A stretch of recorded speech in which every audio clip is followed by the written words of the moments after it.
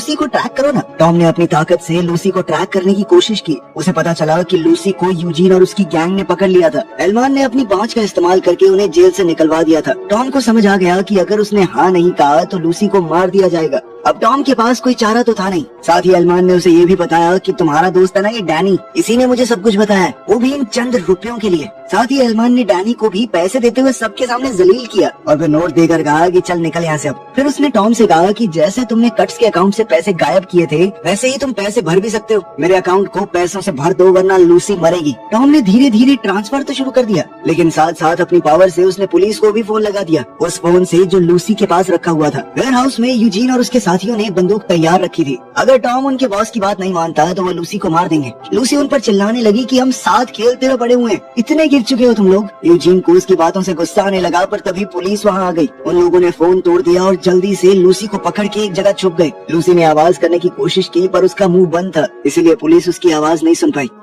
Phone टूटने का एहसास होते ही टॉम के शरीर में हल्का सा झटका लगा। ये देखकर एल्मार को शक हुआ और वो टॉम को लेकर वेयरहाउस की तरफ ही निकल पड़ा। पुलिस से छुपते वक्त यूजीन की बंदूक जमीन पर गिर गई थी। मौका देखकर लूसी ने वो बंदूक उठा ली, लेकिन तब तक पुलिस वहाँ से जा चुकी थी। बंदूक के दम पर उसने तीनों गुंडों को घुटनों पर बैठने को कहा, लेकिन वो उनकी तरह नहीं थी, गोली नहीं चला पाई। वो बाहर निकलने लगी, लेकिन इतने में एल्मार अपने आदमियों के साथ वहाँ आ गया। गुंडों को देखकर वो थोड़ा घबरा गई और यूजीन ने मौके का फायदा उठाकर पीछे से उस पर हमला करके बंदूक छीन ली। ताकि टॉम कुछ कर ना पाए तो एक गुंडे ने टॉम के सर पर बंदूक से वार किया। सब वापस कंट्रोल में आ गए। एलमान ने टॉम से कहा कि अपना अधूरा काम पूरा करो, पैसे भर दो मेरे अकाउंट में। पर टॉम ने कहा बस बहुत हुआ। उसने अपनी ताकत को सबके फोन्स पर फोकस किया। एलमान समझ गया कि कुछ गड़बड़ है और उसने अपना फोन दूर फेंक दिया, लेकिन बाकी गुंडों को समय नहीं मिला और जेब में ही उनके फोन फट गए, जिस वजह से वो काफी जख्मी हो गए। इससे यूजीन का भी ध्यान भटक गया और लूसी ने अचानक ही उसके ऊपर हमला कर दिया। इस सब के दौरान एलमान वहाँ से बाहर भाग गया था। टॉम उसे ढूंढते हुए बाहर गया, लेकिन एलमान ने एक लोहे की रॉड से पीछे से उस पर हमला कर दिया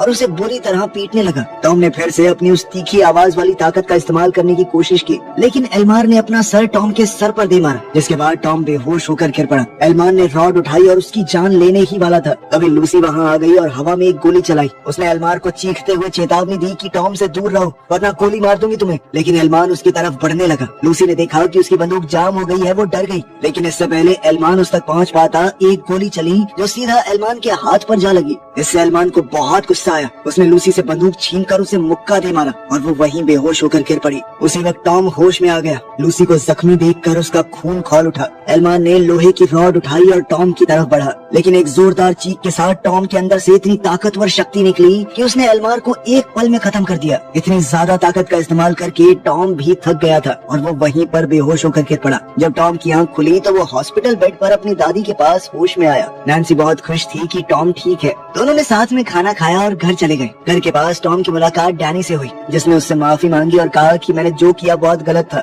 उसने कहा कि मुझे एलमान का दिया हुआ पैसा भी नहीं चाहिए आराम की कमाई। लेकिन इस पर टॉम कहने लगा कि मैंने लूसी पर हमला करने वाले सभी गुंडों को पकड़ लिया और ये कभी नहीं सोचा कि वहाँ वीडियो कौन बना रहा था। डैनी चुप हो गया और टॉम ने कहा कि सुधर जा भाई, अभी भी वक्त है। आखिर में टॉम और लूसी बिल्डिंग की छत पर मिले। टॉम ने छत पर एक छोटा सा रोमांटिक डिनर अरेंज किया था। दोनों ने एक दूसरे को चूम लिया। वो इस बात से खुश थे कि उन्होंने लंदन के सबसे बड़े क्रिमिनल